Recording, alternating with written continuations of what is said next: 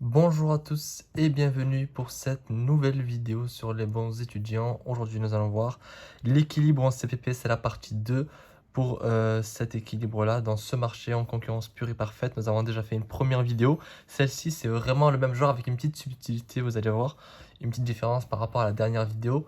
Mais c'est vraiment, une fois qu'on aura vu cette différence qu'il y a, c'est vraiment la même chose que lors de la dernière vidéo. Donc, encore une fois, je rappelle le principe, c'est qu'on a un petit exercice avec deux petites questions qui peuvent venir en examen ou en QCM. En QCM, ben, vous aurez plusieurs possibilités, mais bon, ce sera la même chose. Vous devrez bien sûr faire la même chose et à la fin, vous avez un résultat et vous le cochez en QCM. Mais en soi, la résolution sera la même, que ce soit en QCM ou en exercice de TD. Donc là, nous allons voir ben, comment résoudre ce problème. Donc, on a un producteur qui évolue dans un marché en CPP, concurrence pure et parfaite. Son coût moyen s'écrit CM égale à 2Q plus 40 et le prix à l'équilibre est de 90. Quelle est la quantité d'équilibre et le profit du producteur? Donc déjà ici, ben, on va faire comme la dernière vidéo. L'erreur que peuvent faire certains, c'est de croire qu'ici, on a le coût total. Donc on avait dit que 11 CPP, je l'écris ici, 11 CPP, à l'équilibre, on a CM égale P. On a P, CM, on ne va pas dériver ça, il faut dériver le coût total. Là, on a le coût moyen, donc il faut qu'on trouve le coût total.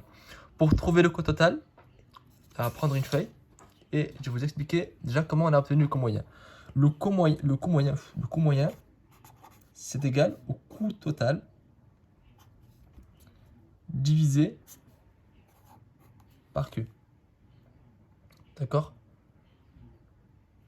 Donc ici, on a le coût total. Donc si on a CM et qu'on n'a pas CT, donc il suffit de multiplier CM par Q, le coût moyen fois Q, égale coût total. Ici, le coût moyen, il est égal à 2Q plus 40. On est d'accord? Donc, le coût total, il est égal à quoi? À CM fois Q.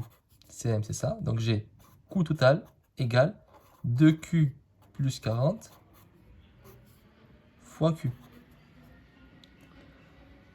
Et donc, j'ai 20Q au carré plus 40Q. 20Q fois Q, ça fait... Enfin, 2Q fois Q, ça fait 2... Pourquoi j'écris 20? 2Q fois Q, ça fait 2Q carré. Plus 40 fois Q, ça fait 40Q.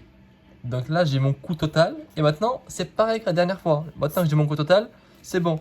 Je calcule le coût marginal, etc. Donc on reprend la feuille d'exercice.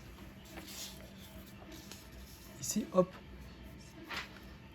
Et donc là, ce qu'il faut que je calcule, c'est tout simplement le coût marginal. Donc je répète, coût total, c'est égal à CM fois Q. Coût total égal à 2Q plus 40 fois Q. Coût total égale à 2Q au carré plus 40Q. Cm, c'est la dérivée du coût total par rapport à Q. Donc, Cm, c'est égal à quoi? Je dérive ça, ça par rapport à Q. Donc, j'ai 4Q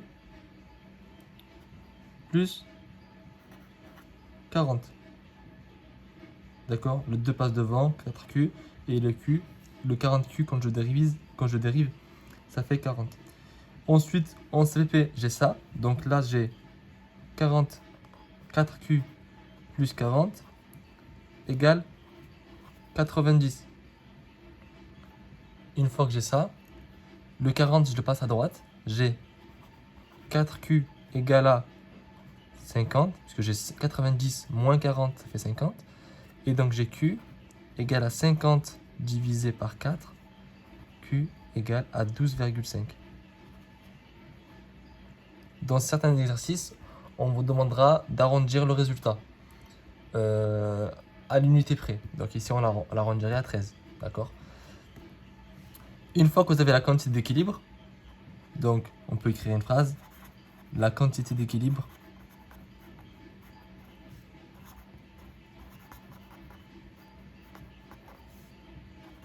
est de On va dire 13 unités. On va dire à 13.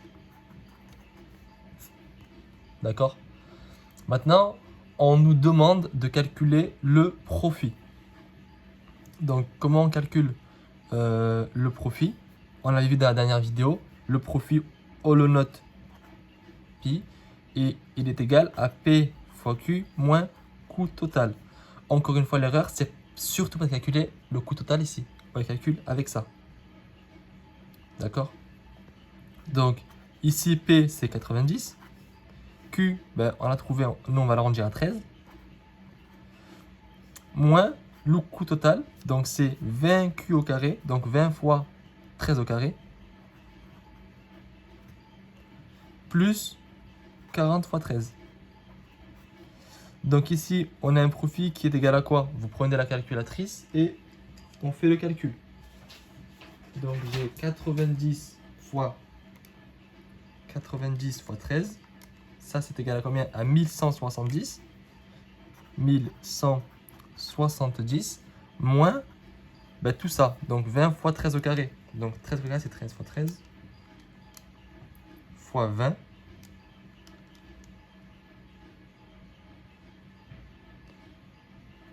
Plus 40 fois 13.